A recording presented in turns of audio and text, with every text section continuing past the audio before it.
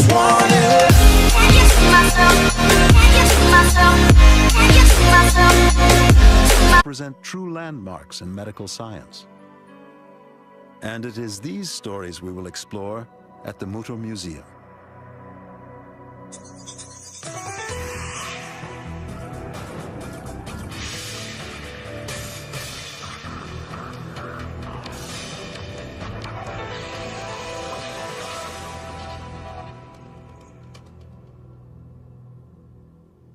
The Mutter Museum, to the untrained eye, has the appearance of a house of horrors, a bizarre and macabre place. But this is not the case.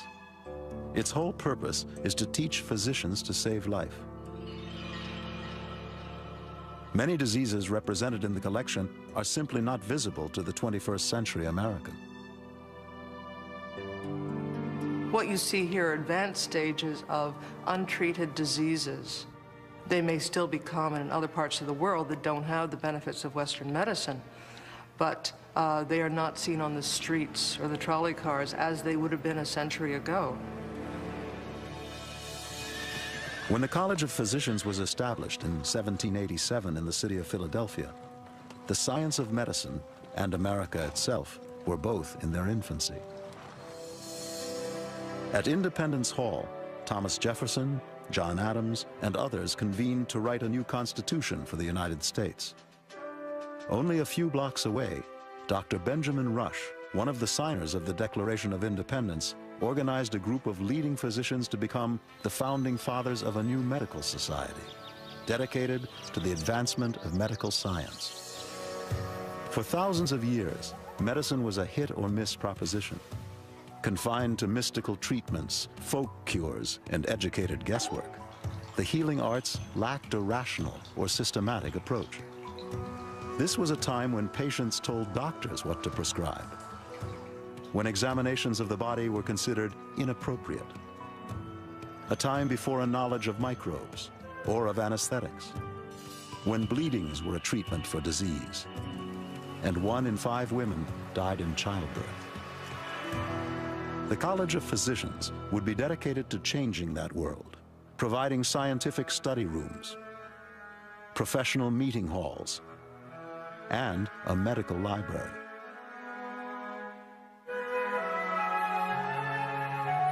And in 1849, the college established a museum, which would become the Mutter Museum, a storehouse of exhibits specifically created for doctors and medical students. A living catalog of the unique ailments that plagued human health, and a showcase of the many medical conditions that modern medicine would have to confront.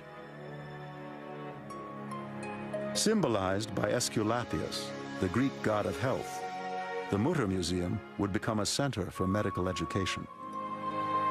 Gretchen Worden, curator and director of the museum, has been here for 26 years. The college is the oldest private medical society which is in continuous existence in the United States. The Mutter Museum began in 1849, really, as a small collection of specimens which one of the fellows of the college, Dr. Isaac Parrish, has suggested be organized here. And it really became the Mutter Museum, though, when Dr. Thomas Dent Mutter, who is professor of surgery at Jefferson Medical College, offered his teaching collection to incorporate the earlier small collection and become known as the Mutter Museum. The Mutter was originally known as the Museum of Pathological Anatomy and was created to promote science to professionals and the public. To enter the museum is to take a fantastic voyage into the history of human health. For nearly 2 centuries, the Mutter has been a center of learning and a showcase of some of medicine's most historic displays. Some of them are fascinating, and many of them truly rare, but all with the goal of education. Originally, it began to serve medical students, and today we show the general public, as well as the profession, the history of the profession, and we show them how medicine has changed over the past 150, 200 years. In 1856, Dr. Mutter, donated over 2,000 specimens, along with $30,000 to maintain and enlarge the facility. A new building was constructed, and in 1908, yet another home was built to house the ever-increasing collections. A landmark date for the Mutter was 1874, when anatomist Dr. Joseph Hirtel of Vienna sold the museum his personal collection of 139 human skulls, acquired in 22 countries. Most of them, like these gypsy skulls, are from Eastern Europe and are a study in particular ethnic types. The exhibit is fascinating, but not unique. What makes the Mutter collection different is its purpose: to inspire scientific research. Dr. Hirtel's systematic assembly allows medical students the chance to examine the impact of everything from disease to lifestyle on the face and head. Dr. Hirtel was interested in what we now call physical anthropology, in the variations among the facial features of different people depending on their genetic background. Because each skull has a name and the cause of death and the occupation of the individual, which gives you a little sort of peek into the life at that time. At the time, there was a popular belief that head shape was an indicator of intelligence. Studies of these skulls and the lives of their owners helped scientists disprove this idea. Skulls were also of special interest in the 19th century because of the now defunct field of phrenology, the business of determining one's personality based on head shape. Phrenology machines, like this one, were designed to take a set of head measurements that could supposedly discern your personality type. Let's see what this says about you. You're generally an agreeable person, not a strong art lover, however. Phrenology, as it turned out, was not a valid science. But any history of science is, in part, a history of learning. And phrenology did help lead science to the idea that different parts of the brain have different functions. One of the oldest examples of man's interest in the skull are these replicas that illustrate the ancient practice of trepanning, the medical term for creating a hole in the head. This dangerous practice was performed in cultures throughout the world for thousands of years, and for all kinds of reasons. The ancient Egyptians describe the procedure in very great detail. There are medical papyri that date to the 17th, 18th dynasties. In many areas, trepanations seem to have been done for very rational reasons, to correct a depressed skull fracture, to correct the effects of a concussion or a fall. Some of the trepanations are very large, 3-4 inches in diameter, so exposing a very large part of the skull. And yet they healed, and they healed to an amazing degree. These skulls demonstrate how well they healed and also show a variety of trepanning techniques, including cutting and scraping. These examples are from trepanning procedures that took place in Ecuador and Peru, which were remarkably successful. The Mutter also has a collection of hand-operated trepanning drills used by Western surgeons in the 18th and 19th centuries. They were the best that doctors had at the time, and they were used only for medical purposes. In places like Africa, more primitive forms of trepanning continued into the 20th century. As in ancient times, these operations were steeped in religious significance and ritual. Trepanning is employed today in modern operating rooms whenever brain surgery is done, or if an injury requires relieving pressure in the skull. And there is a tiny subculture in the West that also feels trepanning has benefits for perfectly healthy people. One such believer is Amanda Fielding. Amanda holds that trepanning raises human consciousness by causing more blood to rush to the brain, producing a kind of third eye effect. She was so convinced of this idea that in 1970, she made a film of a trepanation procedure that she performed on herself. She first practiced on a test skull, then cut her hair and used a drill on herself without a general anesthetic. The entire procedure took 3 hours.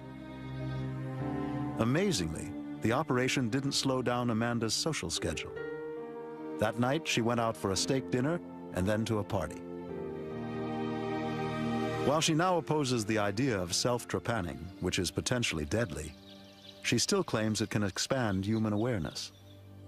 Most medical experts strongly disagree, which is why displays like these at the Mutter are so important. They document the history of such practices and throw light onto medical realities that extend far beyond the human skull to every organ of the body. This program is brought to you. Council.org. Be emergency ready. Practice your emergency plan. Have a NOAA All Hazards Emergency Radio at work and home. Call or visit our website today. The Mutter Museum is a citadel, ornamented with human remains. A bastion of body parts, important in its time because it cast an unblinking eye on the human condition for the sake of science. The Mutter houses some 20,000 specimens and instruments representing the evolution of modern medicine and the diversity of medical disciplines. For students of ophthalmology, over 100 wax eyes, created in France and purchased by the museum, peer out across the main hall. They illustrate many conditions of the eye which medical students might never otherwise encounter. Having so many samples in one place provides a unique opportunity to compare variations of disease. The exhibit also includes the brain of Laura Dewey Bridgman. Born in the early 1800s, she was the first blind deaf-mute trained to read. A century before Helen Keller, she became such an inspirational figure that little girls would pop the eyes out of their dolls and call them Laura. Of course, the #1 treatment for ailing eyesight is spectacles, and there are over 60 early examples in the collection. The first eyeglasses were a single lens, basically a magnifying glass. Later, scissor spectacles aided both eyes and became known as a pair of spectacles. The frames were made of leather, wood, tortoiseshell, and metal. These Chinese glasses are the oldest in the museum. Though their precise age isn't known, they may predate any in Europe. Bifocals, of course, were invented by Philadelphia's native son, Ben Franklin. There is also a collection of hearing organs from both humans and animals. Students of comparative anatomy can examine similar structures found in many species, which help to demonstrate the evolution of the ear. The Jackson collection features over 2,700 objects that have been swallowed or otherwise internalized. And some are pretty remarkable. Large safety pins, nails, food and jewelry, buttons of various kinds, jacks swallowed by children, and even dentures swallowed by adults. The most amazing thing is the fact that people were able to swallow them. And getting all of this out of their system required specialized tools, like this bronchoscope, developed for the delicate task of extracting foreign bodies. The scope was inserted down the throat, and a tractor rod was inserted into the scope and guided to the obstruction. At the tip of the tractor were pincers for grabbing items lodged in the throat, or a magnetic tip for snagging metallic pieces. Lessons learned from the Mutter displays extend to every discipline. This oversized phantom brain is one of the most prominent exhibits. Created by a Swiss artist in 1884, it illustrates the working systems of the brain, each distinguished by a different color. Meanwhile, real brains have been preserved from victims suffering everything from epilepsy to tumors. The collection of brains we have in jars shows a comparative anatomy of the brain. We have human, we have rat, we have cat and dog, and it simply shows the various development of certain portions of the brain depending on the animal. In exploring the human brain, cross-sections made specifically for the museum by Joseph Tunis in 1911 provide vivid insights into all the components of the human head. Sectional anatomy, as it's called, was of great interest early in the 20th century. It served as the MRI of its time, offering a new view of the body. Indelicate work like this was sometimes done with a brain slicer, a tool still in use today.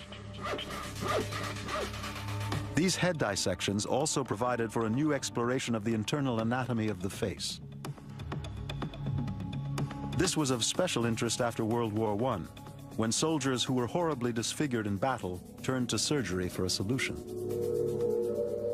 Without a detailed knowledge of the facial structure, gained by exhibits like those at the Mutter, the art of plastic surgery would not be possible. Humans have more facial muscles than any other primate, 44 altogether. This gives us a subtlety of expression unequaled in the animal kingdom. So, to make sure a facelift doesn't look like a facelift, an intimate understanding of the muscle system is critical if it's going to produce a happy result. Changing the body for reasons other than medicine has long been part of human culture.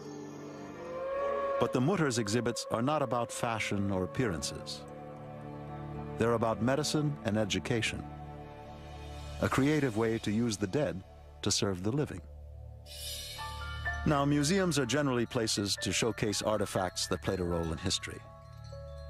But the Mutter Museum has on display pieces of the history makers themselves.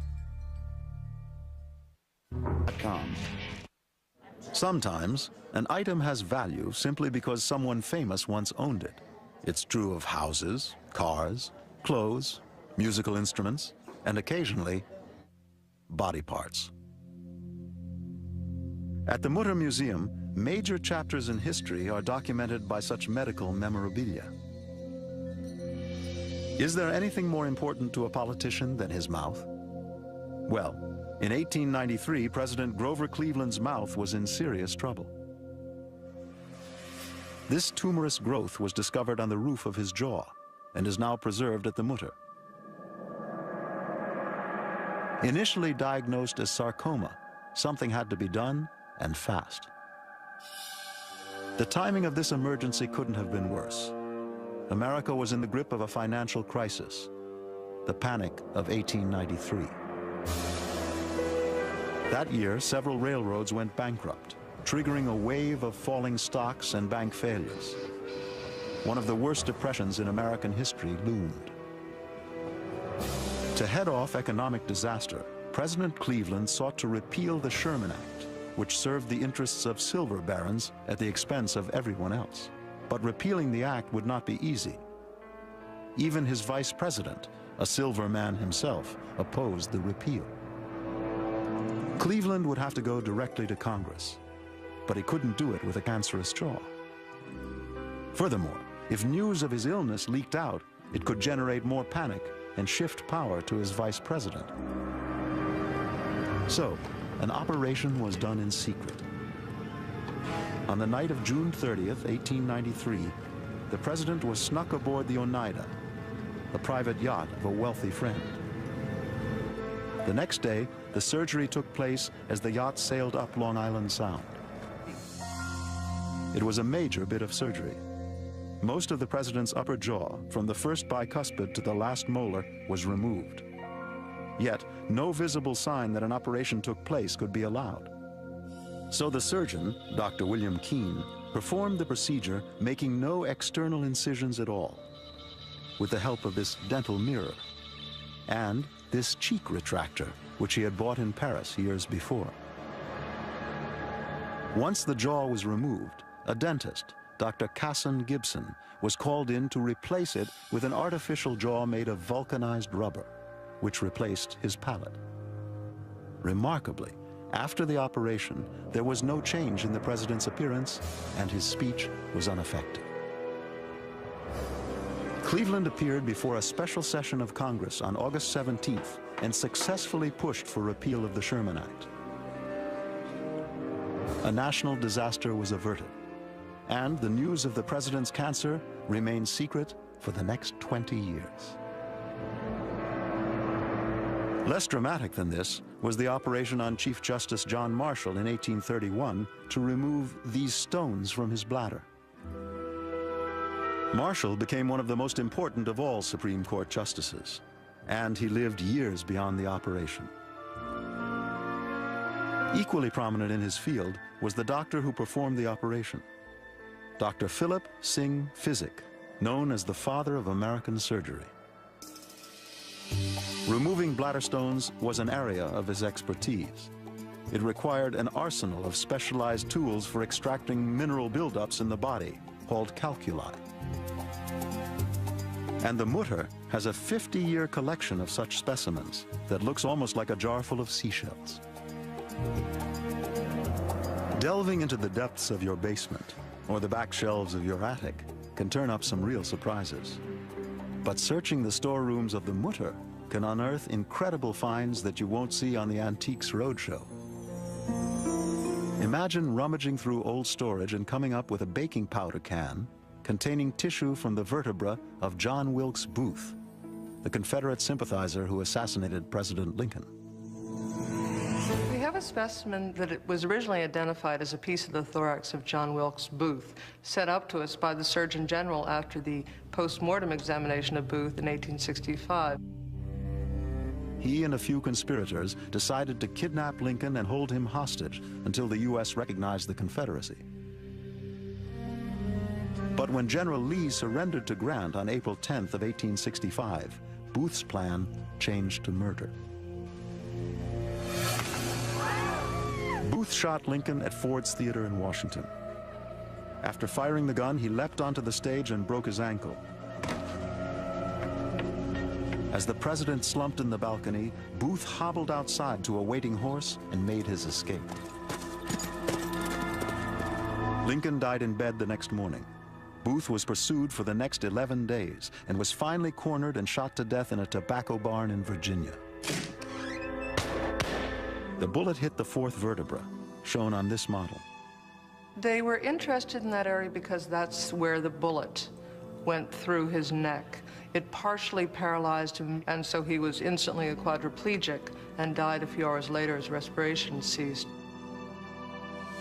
An autopsy was performed, and this spinal tissue was removed. As for how it got to the Mutter, it was sent there by the Surgeon General after being removed from 3 of Booth's vertebrae that were kept at the Army Medical Museum, a museum which, in 1867, had moved to the Ford Theater building, site of the assassination.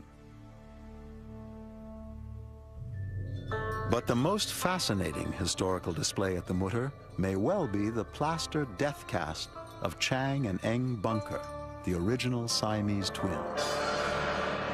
Born in Bangkok in 1811, they caused a sensation from their first day of life. In their hometown, they were known as the Chinese twins, since they were 3/4 Chinese. Chang and Eng were connected at the chest.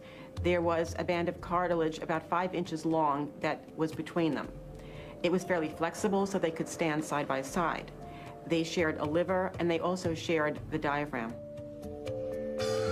Chang and Eng were identical twins, meaning they shared all their genes in common, and in fact, all conjoined twins are identical. They put themselves on display to make money, but they refused to live their lives as a freak show. They married and had children, 21 children in all. Their brides were sisters, Sarah Ann and Adelaide Yates, and they set up home on neighboring farms in Mount Airy, North Carolina. Chang and Eng actually had quite different personalities, and it's known that Chang was the more irritable of the two, and he was highly predisposed towards drinking, which his brother was not, and in fact the two of them ended up having a fist fight over exactly that. Though they consulted doctors about being separated, it was not possible then because they were joined at the liver, which can also be seen at the museum. It's a fascinating phenomenon, but it is not well understood. In fact, we don't even know what causes ordinary identical twinning to occur. Chang and Eng's story is medically important because the contrast between their experience and that of normal identical twins provides insight into the origins of personality. The conjoined twins that we've known of so far have very, very different personalities, and I think this is quite surprising to most people because you'd assume that because they share such a common environment, they should really end up being very similar, and of course they share their genetic backgrounds. But when two people find themselves in such close quarters, there is probably a real pressing need to differentiate and to develop their own identities. Chang died of a cerebral clot in 1874 at the age of 63. Eng died an hour later. Separating conjoined twins has only recently been successful with the help of state-of-the-art technology. And it's the evolution of medical technology that is also preserved at the Mutter. I lost you. Road Trekkers, Venezuela, Monday at 8, only on the Travel Channel. It was in ancient Greece that the internal structures of the body were first explored, but only by examining the hacked-up bodies of fallen warriors. Even the inquisitive Greeks refused to defile a corpse. Public displays of the world within us were not pioneered until the 18th century Enlightenment. The era of scientific fervor that produced places like the College of Physicians of Philadelphia and its Museum of Anatomy.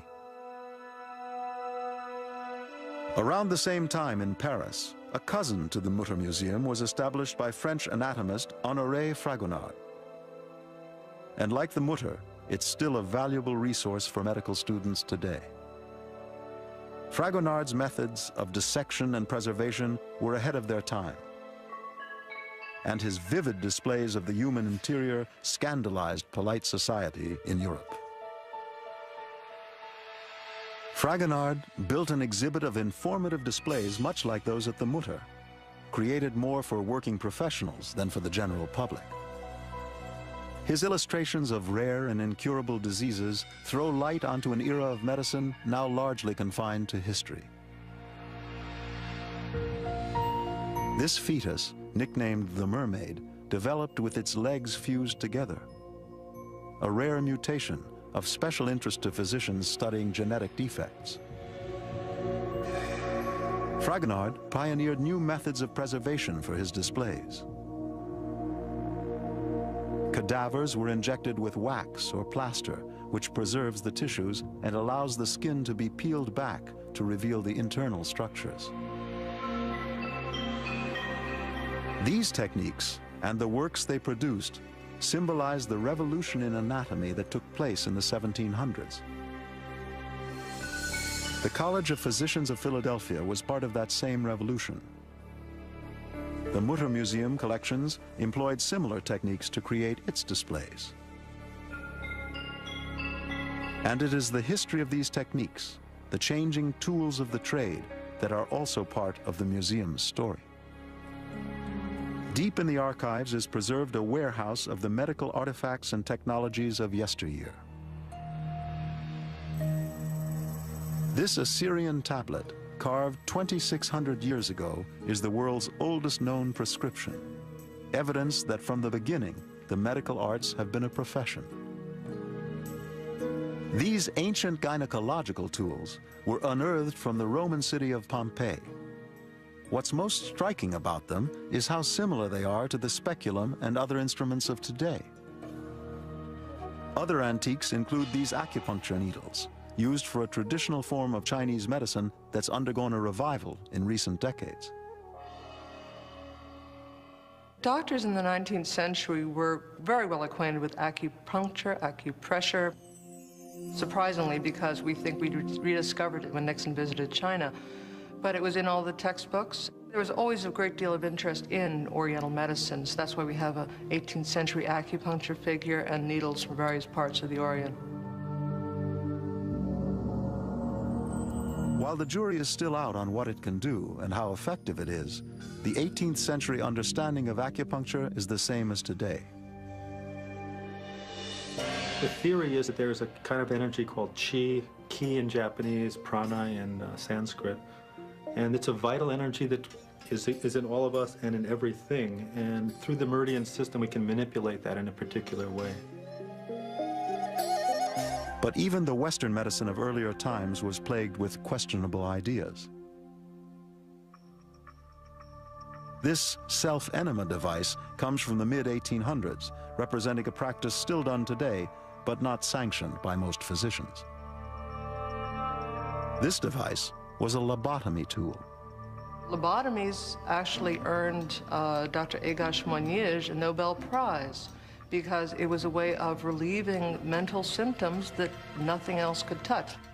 And they found that by destroying certain small areas of the brain, you could change the personality. So people suffering from severe mental disabilities were no longer depressed or agitated. But this dangerous technique is no longer used today. This small artifact was called a lancet, and it was used to perform bleedings at home. It was believed that bleeding a patient would restore a healthy balance of fluids to the body. It came complete with its own bleeding bowl. This is another technique now rejected by modern medicine. It was something rather like this that may have killed George Washington, who some claim was bled to death when he fell ill with a throat infection. Cupping, a variation on bleeding, was a popular cure-all 200 years ago.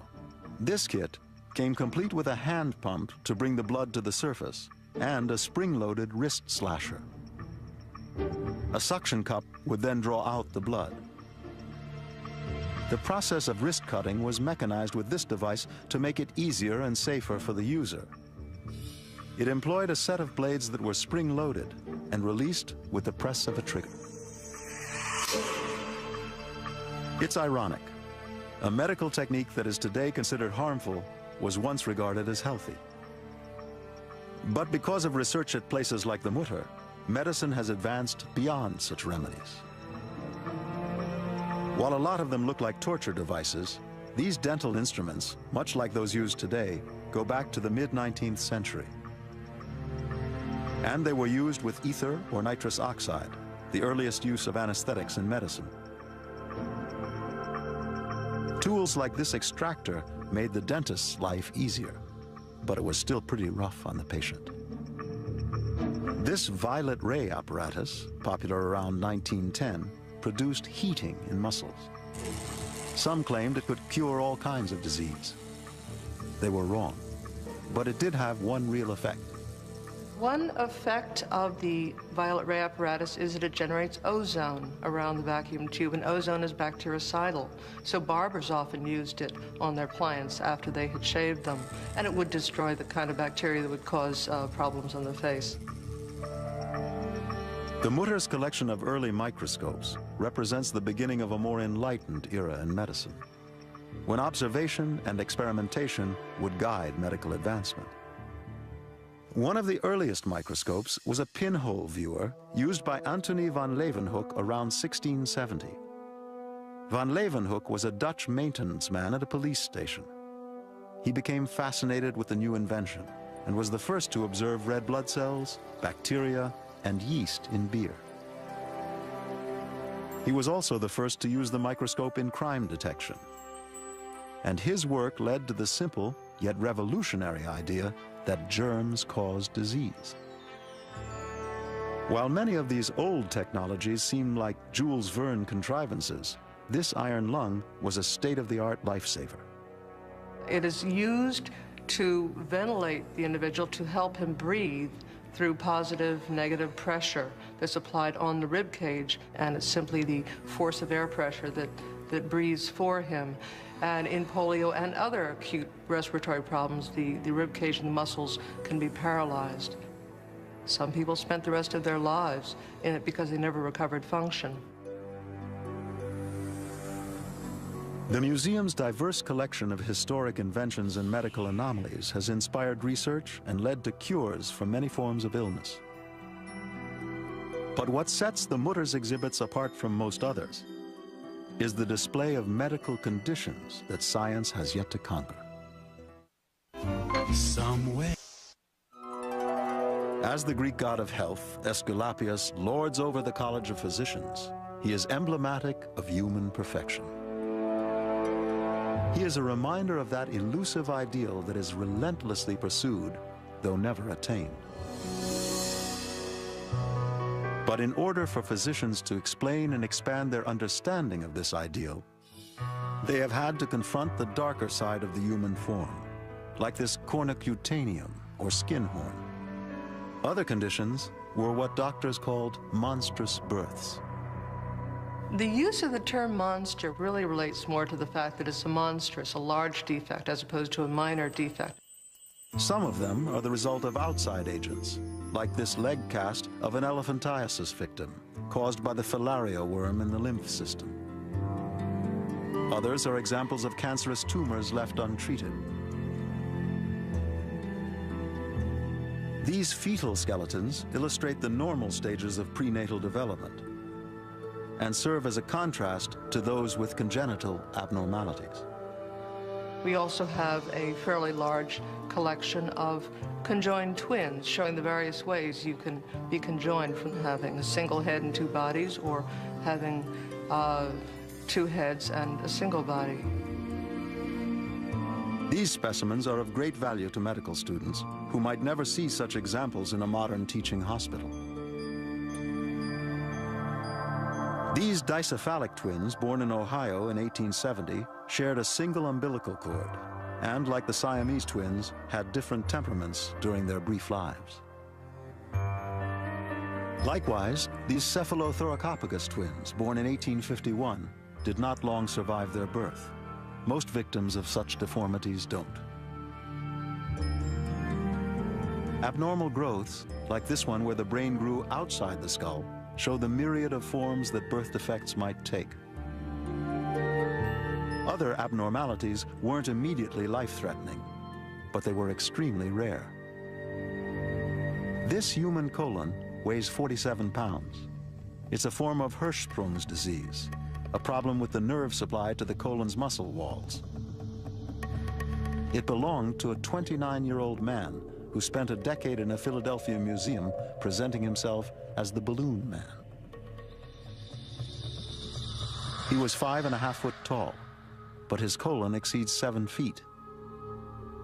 It may not be surprising that just before his death, he consulted a doctor complaining of constipation. Human extremes of every kind are here. The skeletons of a male giant, a dwarf woman, and a normal body are on hand for comparison. The dwarf woman, 3.5 feet high, is accompanied by the skull of her child, who had to be delivered by cesarean section. The giant, by contrast, is 7 foot 6 inches. It's an example of what growth hormones can do when the endocrine system malfunctions. The rib cage is misshapen because the man's extraordinary size and weight caused a deformation in the skeletal structure, a common side effect of such runaway growth. The museum not only demonstrates the strange things nature does to the body, it also displays the results of what man can do to himself. The practice of foot binding, once considered stylish in China, is shown by this model, and by an actual bound foot, to have crippling results. Other exhibits are of man-made deformities inflicted in the heat of battle. We have a collection of casualties from World War I that came from Base Hospital number 10, which was in Le Tréport, France, showing the effects of different types of shrapnel and bullets on the bones of the individuals. But perhaps the strangest examples of man's alteration of himself are the shrunken heads created by the Jivaro tribes in the mountains of Ecuador and Peru.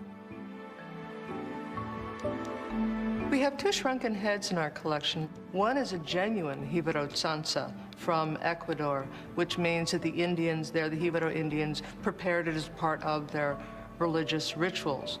The other one is one that we suspect is made for the tourist trade. It's a true shrunken head, but the attempt to make it look in proportion by cutting the hair, by leaving the hair on the face, this is not typical of the way the Jivaros prepare their skulls.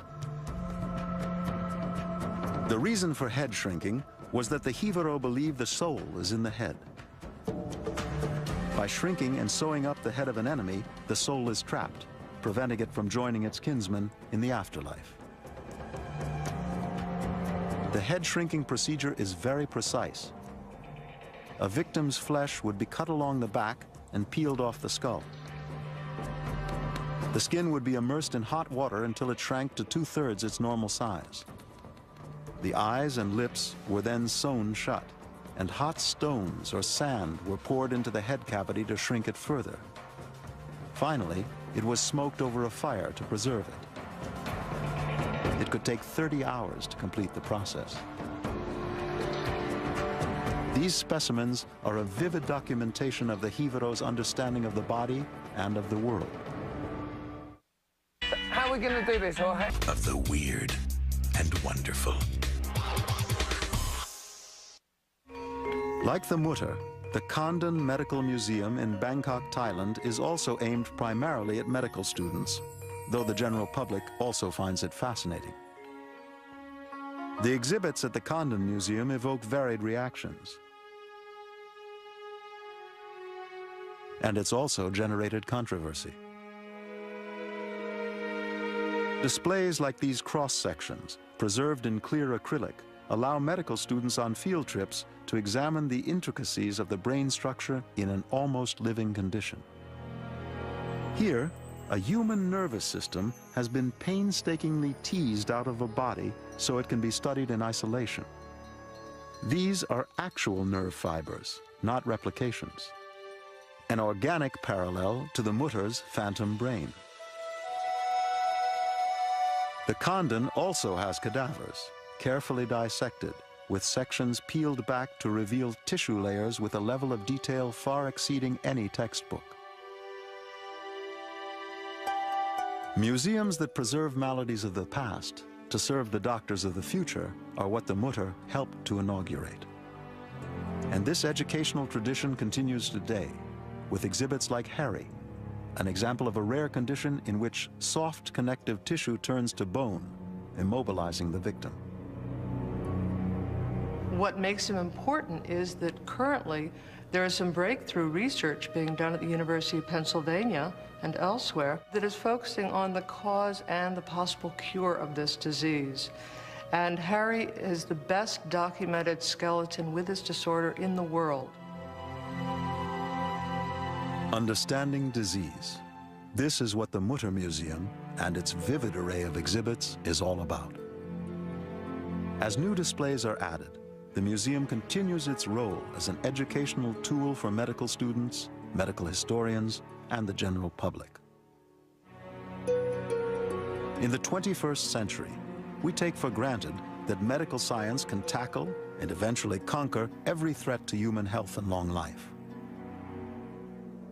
That optimism has been enshrined in the Mutter Museum from its humble beginnings. The belief that medicine is always a work in progress. And the Mutter's importance to medical research continues to grow, as it has throughout its history. When it first was organized, it was probably the least important of the medical museums in this country. What is interesting is that we're still here, whereas many of the university medical museums have long since been disbanded and put in storage because they cease to be relevant to the needs of the current medical students. There is no good substitute for the real thing, and the Mutter is a museum of the real thing.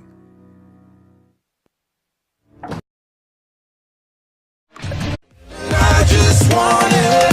Can you see myself? Can you see myself? Can you see myself? Represent true landmarks in medical science. And it is these stories we will explore at the Mutter Museum.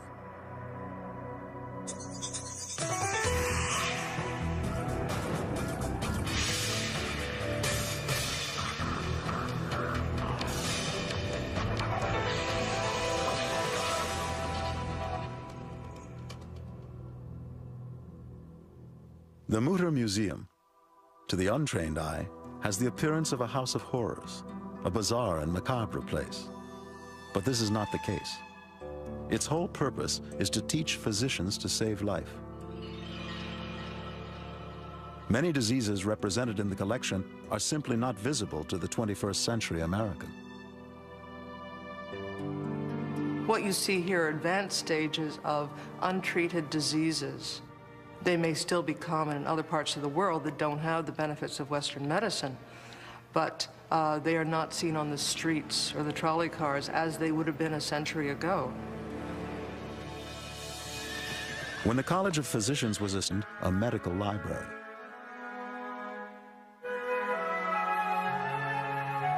And in 1849, the college established a museum, which would become the Mutter Museum, a storehouse of exhibits specifically created for doctors and medical students. A living catalog of the unique ailments that plagued human health. And a showcase of the many medical conditions that modern medicine would have to confront.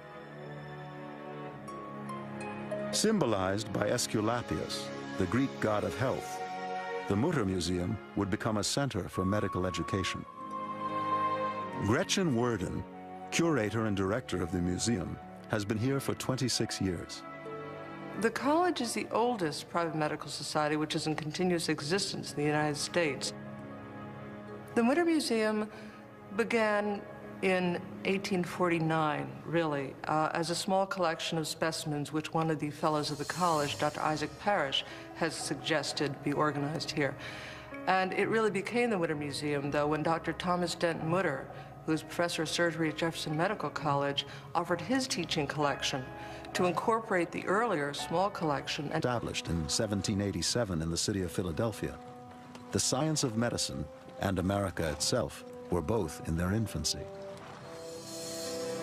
At Independence Hall, Thomas Jefferson, John Adams, and others convened to write a new constitution for the United States.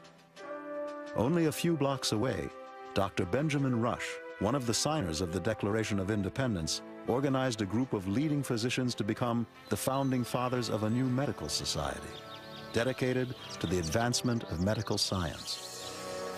For thousands of years, medicine was a hit or miss proposition, confined to mystical treatments, folk cures, and educated guesswork. The healing arts lacked a rational or systematic approach.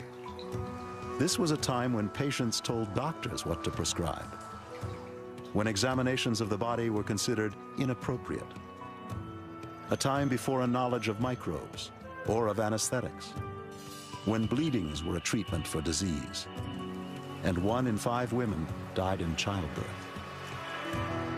The College of Physicians would be dedicated to changing that world, providing scientific study rooms, professional meeting halls, and become known as the Mutter Museum. The Mutter was originally known as the Museum of Pathological Anatomy and was created to promote science to professionals and the public. To enter the museum is to take a fantastic voyage into the history of human health. For nearly 2 centuries, the Mutter has been a center of learning and a showcase of some of medicine's most historic displays. Some of them are fascinating, and many of them truly rare, but all with the goal of education.